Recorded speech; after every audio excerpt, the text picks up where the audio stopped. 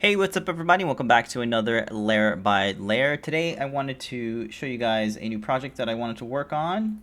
So this is the Circuit Playground Developer Edition. This is like our board that's great for education. It's got a lot of components. It's got 10 neopixels.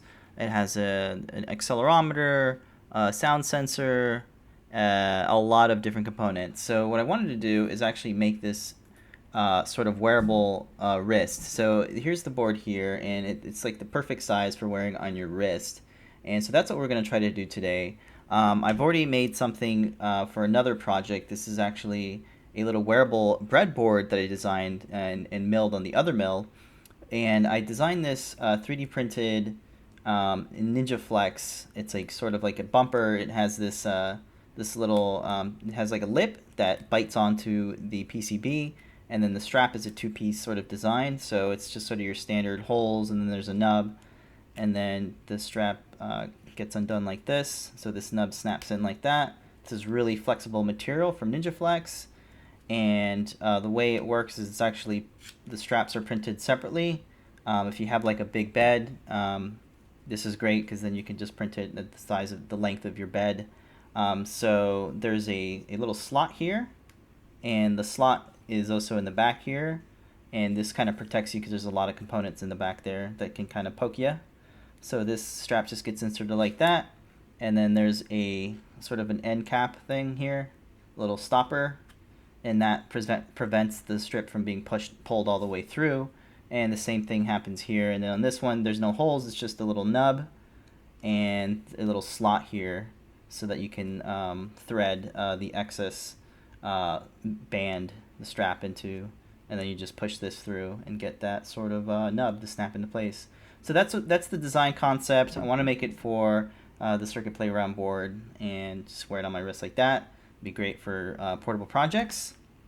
So if you take a look at the CAD, I've actually designed a bit of it already.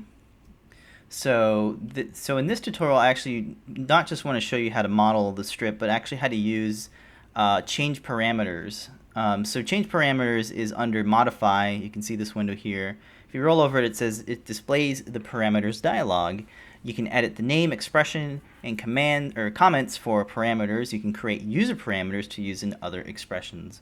So what that is, it's basically a dialog where you can set up different user parameters. And I've heard about this. I've seen a couple tutorials on it, especially on Autodesk channel, where they show you how to use it, but I really haven't had a project where I think it needed it. So let me just show you real quick what it can do. So I have a couple ones here. These are the names: num holes, dist holes, strap length, strap width, and they're kind of self-explanatory. But we have this this comments column, and here it sort of tells you what it is. So this is the width of the strap, the length of the strap, the distance between holes, and the number of holes. So you can type this in and be as descriptive as you want. And then over here we have an expression, which is basically the value of what it is. So in this case, let's manipulate the length of the single strap. So right now it's set to 90. So let's set this something smaller, like 60. And when you see what happens is it dynamically changed the length of the strap, and the holes stayed in place. So let me change that back to 90, like that. And then we have the width of the strap. So if we wanted to make this longer, let's say 30, let's try that. So it actually dynamically changed the strap, and it's now longer. And we also have a couple things that updated. If you look here, the little slot also updated. So that updated, this updated, and the hole stayed the same. So I'm going to change this back to, I think it was 18, like that. And let's play around with these other ones. We have distant holes, -8. Let's do -10. You can see the holes updated so that they sort of spread further apart from each other. So that's pretty cool. And to set these up, you just hit this little plus button here. It asks you what do you want the name to be, what unit do you want. There's all sorts of different units. Or you can say no unit. In the case of the number of holes, I actually don't have any units because it's just a number. It is not necessarily a unit, so you can put no units. The expression is what number you want to add, and the value just sort of is a duplicate of the expression. and then the comment is whatever you want it to be, like a more descriptive text for that user parameter. So I thought this was really cool, and I wanted to show you guys how I can use these now that they're set up. I want to show you how to actually use them, because if you don't set up your sketches correctly, you might not expect it to just sort of expand in the way you want. You noticed how this strap stayed in the middle of this plane here, and it has constraints so that it knows how to sort of adapt and change depending on whatever value you add to that user parameter. So let's go ahead and get started. You can go ahead and delete these guys, because this is actually the features that made that second strap, because I've already done it, but I wanted to share it with you this time. So the first thing I want to show actually is the Circuit Playground board itself. So I modeled this referencing the EagleCAD. So the EagleCAD is available on GitHub. So you can download that, and you can export it as a DXF and import it into Fusion, which I did. And I also redrew it, just sort of referencing referencing all the CAD drawings here in Eagle. So I actually have that broken out here, so you can see all the components are sort of broken out, like the PCB and the buttons and the NeoPixels. So this will be available if you guys want to make a new project with it. I'll make sure that you guys can download it. You can download in all sorts of different formats, so that's all good. So I imported it into this document and started modeling around it. So the only things I have right now is just this sort of bumper, which it has that little ledge here, so it'll bite into the PCB, and then there's some cutouts here for the micro USB port, which is this guy over here, and the JST port, which is over here. So that's why I have those cutouts here. But the rest of it is pretty much the same, like the first one I showed you, and then the slots here. So that's pretty much what I have so far. So let's go ahead and try to make that other strap here. So I'm going to draw over in this area here, and I'll start off with a rectangle here and just click on the foreplane. So it doesn't sort of matter where you draw it. You can have it over here. Since it's a separate piece, just for visual sake, I'd like to have it around here. So I'm going to start click and dragging, or not dragging, but just click and then move the mouse around so you can see just like a regular rectangle. And for the Y, I'm actually going to type in strap, and as soon as I type in a couple letters, you get presented with some of the available user parameters. So for this instance, I'm going to type in, or I'm going to press enter because it's selected here, and I'm going to hit tab so that I can go to the X. So I'll hit enter tab, and that locks that. And now I can change. Now that's locked. So that's the strap length, which was, I believe, 90 millimeters. And then right here, I'm going to type in strap width, hit enter, and then tab again, and then I'll click. So if you look at the sketch dimension value, now it says FX90. So FX stands for function, I think. But you can still move these around if you want. If you want to move these around, you can totally move them around. And then the next thing I want to do is I actually want to start setting some constraints, because right now there's a lot of degrees of freedom. I can move this around wherever I want. But ideally what I want to do is find out what the center point of this is, of 18 is, so that I can match it up with the center point right here. The green line here in the grid is the Y axis. So I want to figure that out. So one way to do that is, there's a couple different ways to do it, but here's the way I like to do it. Is I'll just use the line tool to draw a reference point somewhere here, like that, and then I'll hit escape because I just need this one line. So with this selected, I'll click X on my keyboard, or press X on my keyboard, and that'll turn it into a construction line. So it's basically a yellow dotted line here, which means it's a construction line. It's just using for reference. And then I'll sort of do the same thing here. So if I roll over it with the line tool, if I roll over one of the edges, eventually you get this triangle, and it kind of snaps into place there. Now it lets me know that that's the center of that line, of that edge. So I'm going to click on that. And it doesn't matter how long the line is, so I just need it as a reference point as well. So I'll click that and then hit escape. So now I have that, and then I'll click on that line that we just made and hit X on my keyboard to make it into construction plane. So the next thing I'm going to do is I want to say I want this line to be on the same point of this guy here. Like I want to move this over to where this is. So to do that, I'm going to use a coincidence constraint here, or actually a collinear constraint. So that's what that does. So I'm going to click on collinear in my sketch palette, and then I'll click on this construction line, and then this construction line here. And you see what it did? It actually moved it over. We don't want that. I want that the other way around. So I'm going to hit Control Z. I'm going to click on that this guy here, and I'm actually going to fix it into place with this button right here, this little lock icon. So that'll lock it into place, and it kind of changed the color of it. It usually turns it into green, but since the Y is already green, it's kind of darker green. So let's try that again. I'll do collinear. I'll click on that, then click on this one, and there you go. Now a new constraint has been set. That's what this little icon says. This icon here, when I roll over it, it'll highlight that blue and it'll highlight that blue, so that I know that those two have a relationship together. So now if this ever moves, which it won't because it's locked, this will also move. So I can kind of preview that now. Let me click on that, unlock it, and then as I move this, well, you get the point. So now that I have that in place, if I open up the change parameters and I want to change any of these values, now both of these and anything that's using that value will update. So that's good to know. And the next thing I'm going to do is start drawing the little end stopper thing here. So you can see I have that end stopper, which is just this little piece here that extends beyond the width. So what I'll do is you can actually add a little bit of math to a user parameter. So here's what I'll do. I'll grab the rectangle tool under sketch, and I'll change the type of rectangle to center rectangle. And now what I can do is I can use this construction line and then click here, for example. And then what I'll do is I'll add a value of 2 millimeters.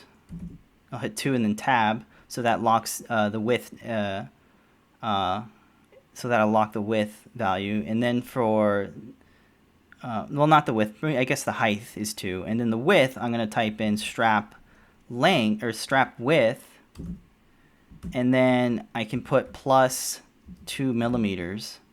And that actually will, whenever I change the value, the user parameter will just add 2 to that. So I'll hit OK. So now you can see I have 2 added to that. So now you can see the sketch dimension says it's 20. So that's dynamic. So that'll change whenever I change that user parameter. So now what I want to do is I actually want to push this up to that line there. This line here, that guy there to that. So to do that, I'm going to use that same collinear constraint. So I'll say from here, I want it to go over there, and it locks it there in place now. So now whenever this gets updated, this sort of end stopper thing will sort of follow that and be constrained to that. So I'll hit stop now. And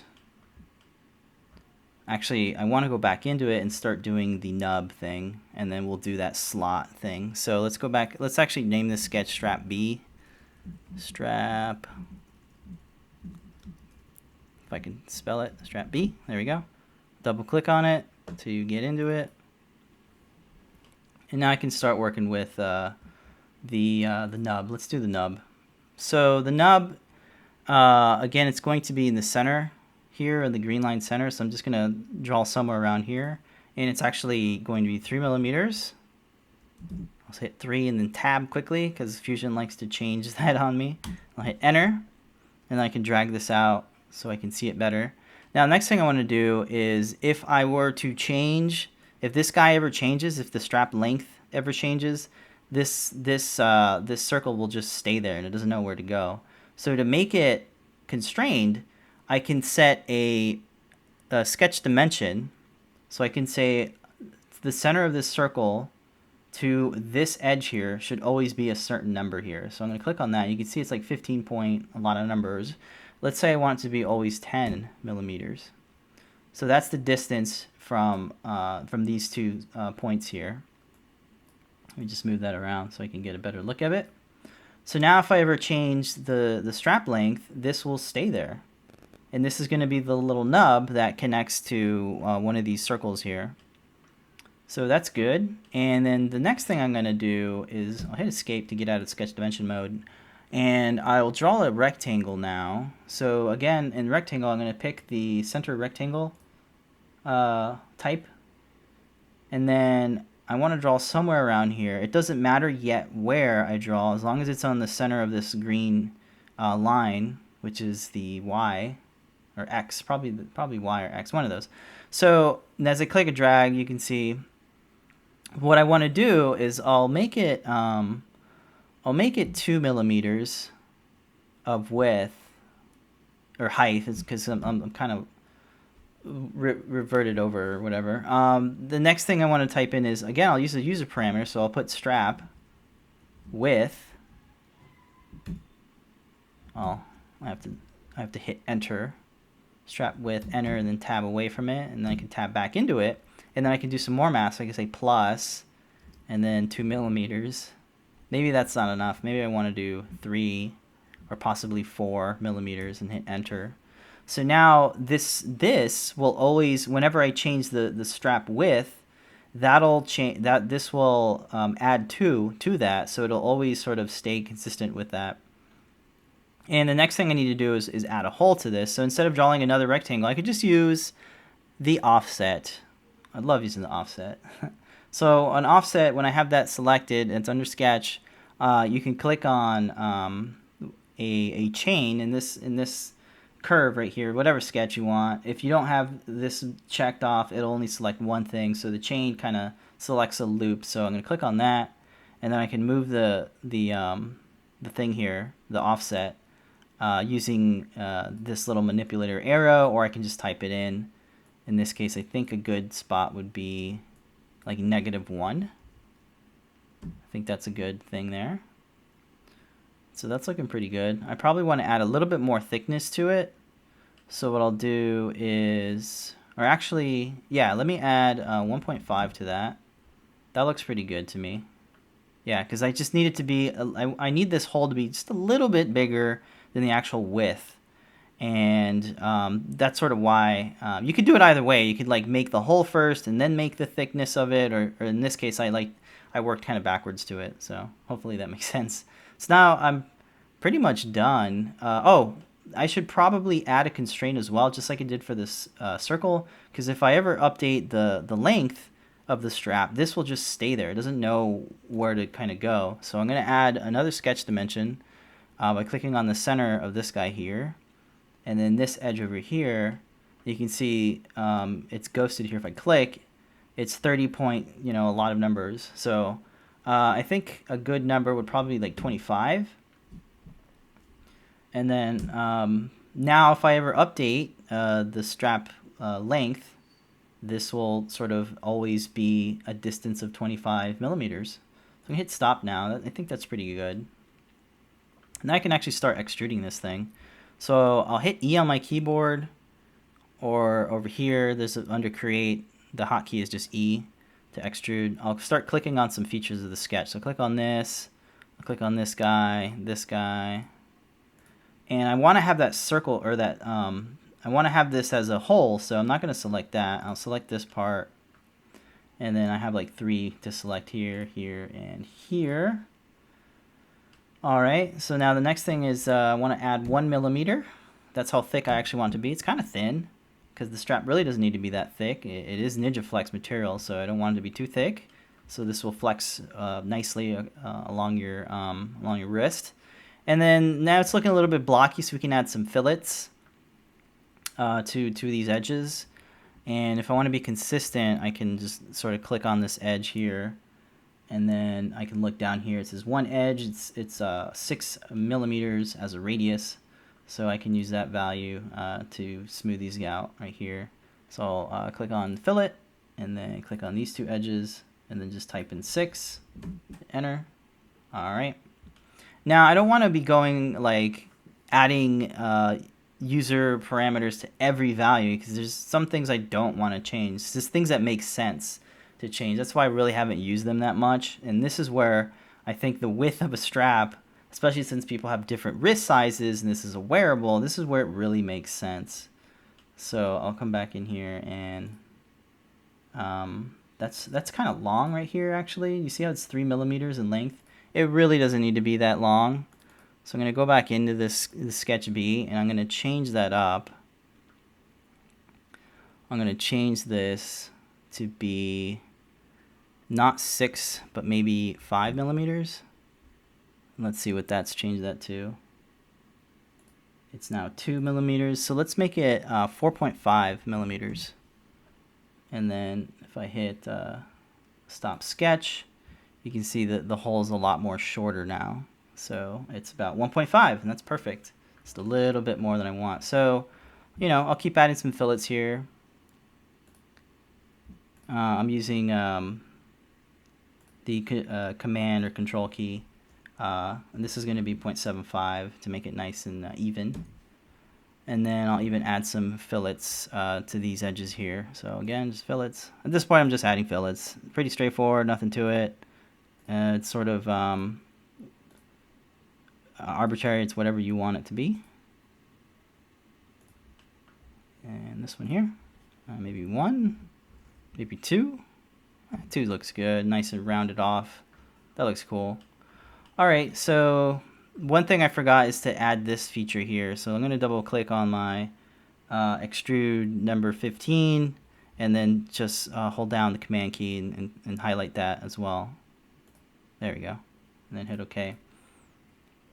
So now I need to extrude that nub. So what I'll do is I'll hit E on my keyboard, click on just that area, and then extrude it up a little bit. I want it to be 2 millimeters in height. And if you see I'm cutting through it, I need to change the operation to join, obviously. So I'll hit OK. And now this is a little cylinder nub that's about 2 millimeters. Now the next thing I want to do is actually sort of extrude this out again, but make it a little bit more wider because I need that sort of head for the nub so that I can be held in place. So what I can do here is actually use the offset and just offset this guy here. So now I can click on that edge and offset it to about 0.5 of a millimeter. That's half of a millimeter. Doesn't need to be that big. And I'll hit stop sketch. And then I can hit E again and extrude these two out to about 1.5 I think is probably good, or maybe 2 is good. So now I have that sort of bigger head. It's really, really big. Let me update that again, make it 1.5. That's 2 is a little bit too big. All right, much better. So now I'm going to add a chamfer here so that when I print it, I don't have an overhang. So I added chamfer, and 0.5 is perfect because that's the offset anyway. And then this right here can actually get rounded off to about 0.5 as well. So now I have this nice little nub here that'll fit right into these holes here. And one last thing I need to do is I actually want to extrude. Oh man, I'm getting lost here. I actually want to extrude this end stopper here a little bit more out so that there's a bit more thickness to it than the strap itself. So I can do that by pulling this out by 2, change the operation to join, and then hit OK. And you can see here I've added some fillets here, which was I believe 0.8 millimeters of a fillet. So I'll go ahead and add that too. I'm going to hide this sketch here. So again, fillets, super easy. Just need to select the right edges here, probably all of these, like that. You can seek through some of them. 0.8, hit OK. All right, so now they're pretty much the same. Cool, so that's pretty much how to use parameters in this specific project. So if I open up the change parameters dialog again, now I can start like messing with it, right? So let's say I want to make it thicker. Let's see if everything adjusts for it. So I want to make the width about like, let's say 25. Let's see if that updates. Yes, that updates. And it stays in place because I added all those constraints. Even this slot here gets updated too because I have a constraint there as well. And I also added a 0.2 millimeters so that there's a little bit of clearance there for the strap to go through, which is great. So I'm going to change that back to 18. And then the width, of course, we can make it bigger or smaller. Here's 100. And you can see that that slot here and that nub here is exactly in the right spot. The end stopper here stays in the right spot. So you really got to be sort of aware of your constraints and where things are. It took me a little bit to figure this out because if you don't have those constraints, then the sketches just don't know where to go. The features don't know where to go. So I think that's going to do it for this one. I'm going to print this out and see how well it goes. I'll make this available for you guys so you can download it, of course. And if anyone has any questions or anything, or actually has any suggestions on how to use this, because there's a lot of other things. I'm just barely scratching the surface of these user parameters. And again, how to add it is just click the plus button, and then you add all these, you fill these out here, and then you just type them in to whatever dialog when you're editing a value, when you're making a sketch dimension. So that's my first sort of introduction of using change parameters. I think it's very powerful, and it's quite useful for especially this type of project. And if you guys want the Circuit Playground, that is linked down below in the description, so you guys can download that. It is a Fusion 360 file. You can download it as a step file, as an STL, as whatever you want. There's quite a few different formats to choose from. And that's going to be it. If you want to check out the Circuit Playground, it is in stock right now. There's about 28 in stock, and it's only $20. So check it out, guys. I hope you enjoyed this one. If you liked the video, be sure to leave a thumbs up. And if you have any comments, go ahead and leave a comment, and I'll get back to you guys. But until next time, remember to keep on catting, guys. Bye.